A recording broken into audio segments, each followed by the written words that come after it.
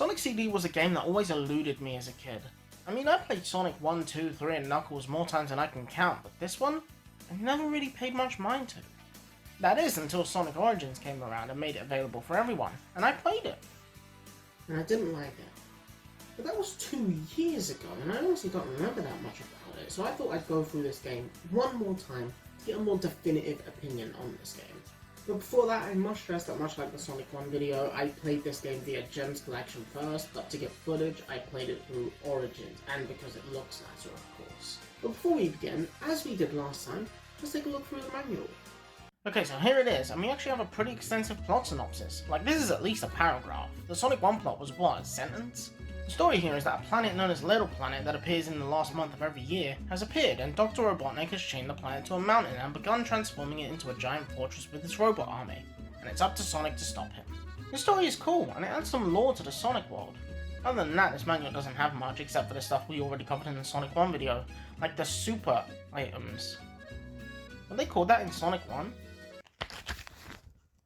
No, they were called the special items in Sonic 1, 2 and 3. What's with the inconsistencies in these manuals? On the other page, we see that the secret zones have been renamed to special stages for this game and all other games following, which is a good choice because calling them secret zones in Sonic 1 didn't make much sense, as they were at the end of every single level every single time. Lastly, there's no play tips for this game like in Sonic 1, which considering what this game asks of you is kinda cruel, but I'll get to that later. And that's it for the manual, so let's finally get into the game. The game starts with what is, quite frankly, a beautiful opening animation, set to either Sonic Boom or You Can Do Anything, depending on what the soundtrack you chose is. Oh, I should probably mention the soundtrack, huh? So, this game has 2 soundtracks, and that's for a couple reasons. One, because they didn't think the original Japanese soundtrack fit with Sonic's original portrayal as a cool, radical dude. And 2, because they wanted more complex and western sounding music for their American audience. So to compensate, they made their own soundtrack for this game. But luckily for me, I played this bitch twice, so I was able to hear both soundtracks on both playthroughs. Originally, when I was getting my notes down, I listened to the US soundtrack on Gems, but for the footage and the playthrough on Origins, I listened to the Japanese soundtrack. But I'll get more into the music at the end, as I usually do with these videos. After that animation ends, we're thrown directly into the first level, Palmtree Panic. Whilst I could make some snarky remark about how this is just a Green Hill clone, this level at least has enough differences to set it apart. But don't worry, I'll definitely get all snarky once we hit Sonic 2. This level's pretty fun, with the brief camera change at the start and that moment where Sonic bursts through the wall. It's also here we see the main mechanic of this game, time travel. You see, scattered throughout each of these levels are these signposts that either have past or future written on them. Once you pass them, if you're able to maintain your top speed for a few seconds, you can travel to the past or future depending on which sign you ran past. Once you do this, you have to hunt down these generators and holograms in order to create a good future for the zone, or get the good ending as a whole. This idea isn't a horrible one, but this is a Sonic game. When I play a Sonic game, I want to go from point A to point B as fast as possible. I don't want to have to do this borderline treasure hunting shit, leave that to Knuckles. And considering that the time stones, this game's equivalent of the Chaos Emeralds, give you the good ending anyway if you collect them all, I don't see why this is necessary. Yes, it's cool to see the past and future variations of the stages, but other than that, there's no real point. And honestly, I wouldn't be surprised if someone got through the entirety of this game and got the good ending without even seeing one of these generators. So either way, I destroy those and get to the end of the level with 50 rings, allowing me to access the first special stage. And they are... well, there's something. First of all, they're 3D, which might sound like a technical marvel until you remember that this game was on a disc, and damn near every game that used a disc was 3D in some way. Secondly, they have these really trippy backgrounds, which really distracted me. Like, you couldn't have made it one solid colour, or even just made the sky look a bit different on each stage, and not this psychedelic shit.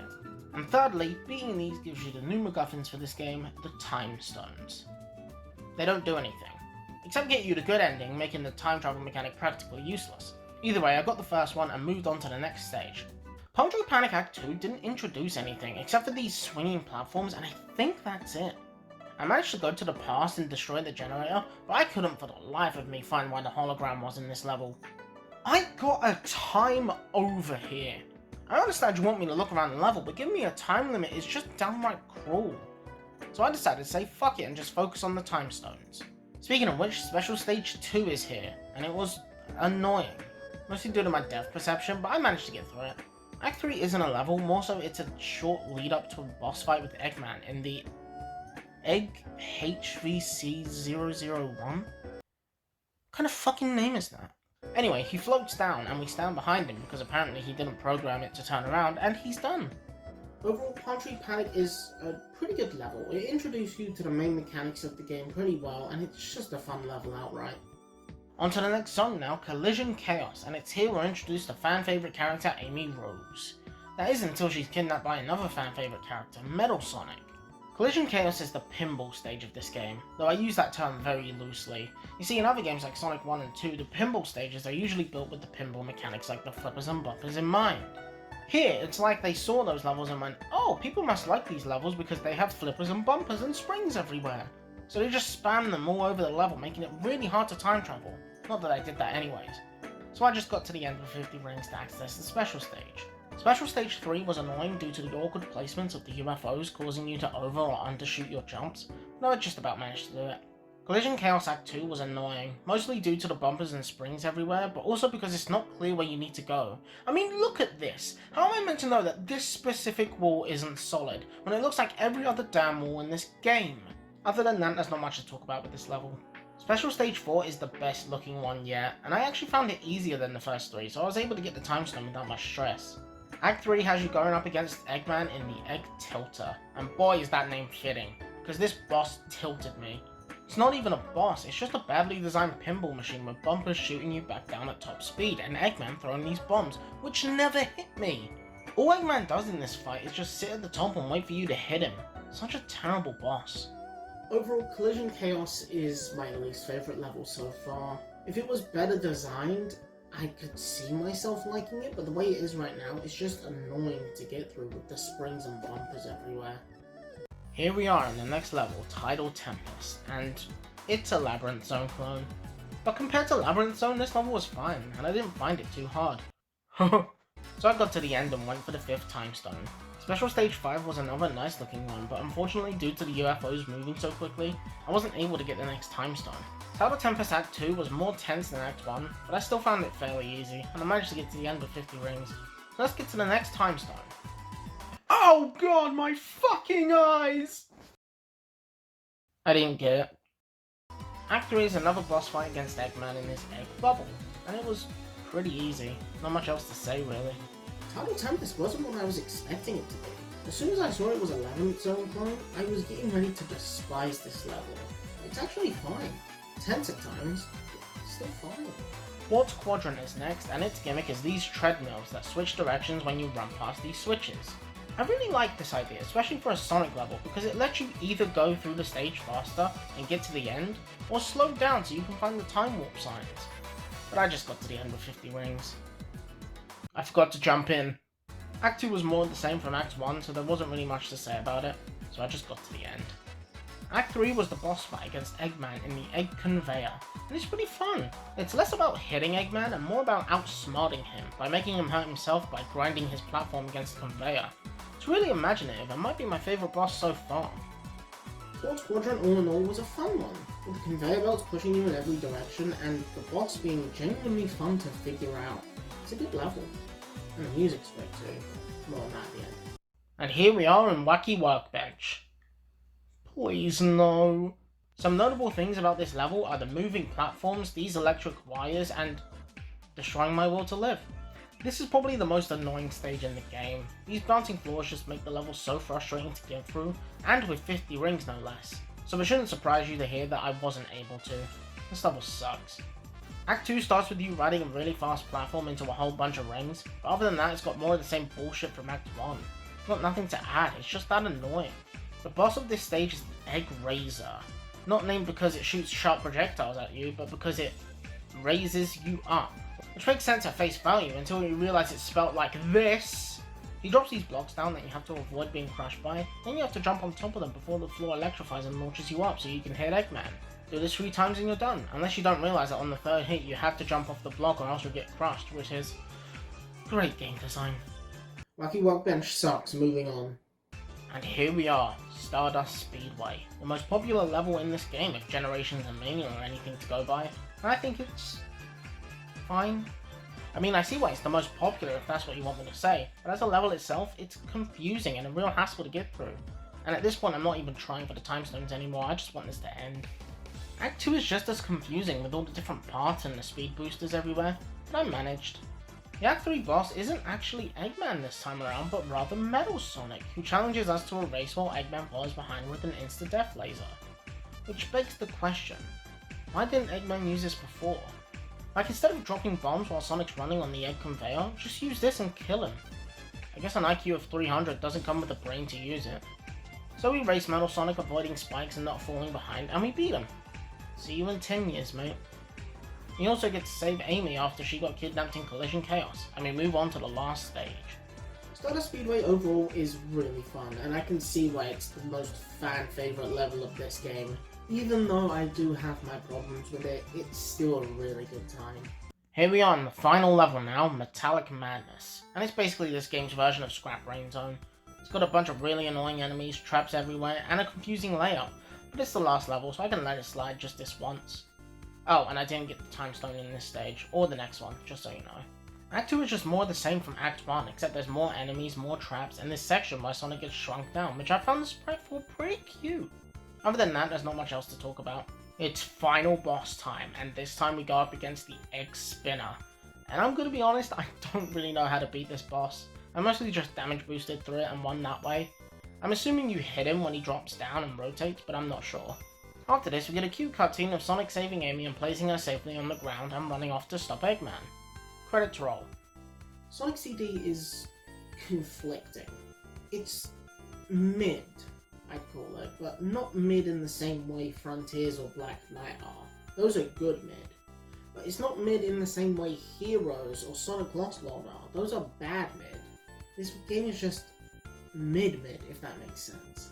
But before we go, I'd like to take one small segment just to talk about the music, and since there are 2 soundtracks and a lot to go over, I think I'd stick to just the level themes for now, and both the Japanese and US versions, and give my take on each of them. So, let's go through it. Palmtree Panic US is a really good song to start the game off with, but it doesn't really sound like a Sonic song. It sounds more like something you'd hear in Dora the Explorer, but maybe that's me. Let me know what you think.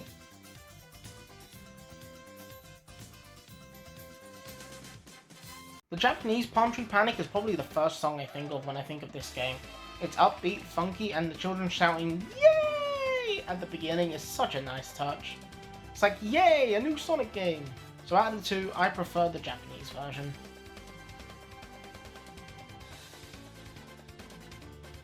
Collision Chaos is an extremely psychedelic sounding song. It sounds more like a Metroid song than anything.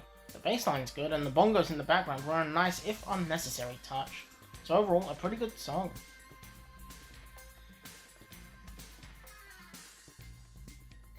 The Japanese version of Collision Chaos is more like a Sonic song than the US version, with its more groovy and upbeat pace, but honestly, I think I prefer the US one more, just because I think it fits better with the stage's theme.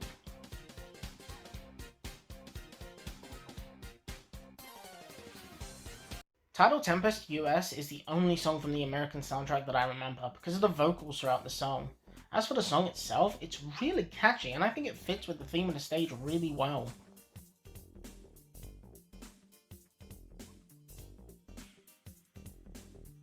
The Japanese version isn't anywhere near as catchy as the US one. It has a heartbeat at the beginning, which is fitting considering the level you're about to get into, and the water droplets in the background are a nice touch.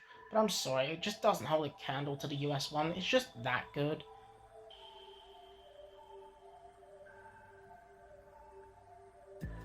Quartz Quadrant US sounds like something you'd hear in Dragon Ball. Not that that's a bad thing, I love Dragon Ball, but it just kinda contrasts with the other things we've been hearing throughout the game. Also, it doesn't really match the level's theme, with it being a quartz factory with conveyor belts and whatnot. It's a good song, it just doesn't match with its rock music.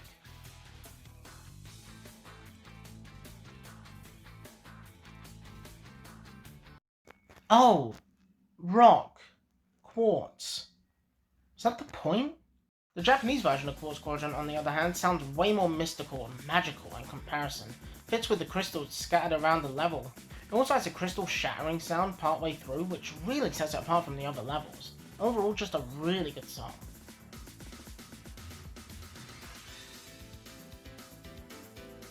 Both Wacky Workbench songs suck. Moving on.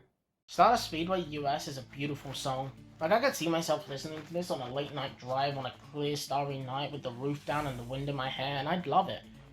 But come on, we all know where this is going. The Japanese version of Stardust Speedway is the best song in the game. It's no wonder why this song and stage specifically came back for both Generations and Mania. It's that good and catchy. Also, I love the part. Overall, it's fucking amazing, what can I say?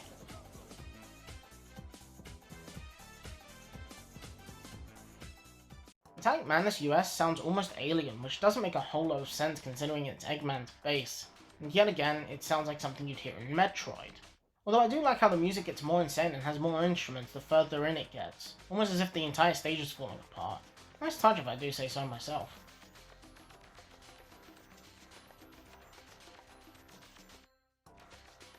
But the Japanese version just works so much better, and adds the aesthetic of the final level that much more with the somewhat garbled vocals.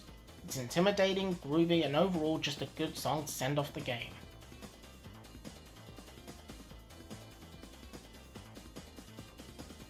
And that's Sonic CD. Again, a very conflicting game. There's some parts that I do like, and some parts that I don't. So I can't really give a good opinion on it. My thoughts, just play it yourself. If you don't like the time travel bullshit, get the time stones. You know, if you want to try finding all the generators, good fucking luck, but I'd say just play it. As for me, I'm never playing this shit again.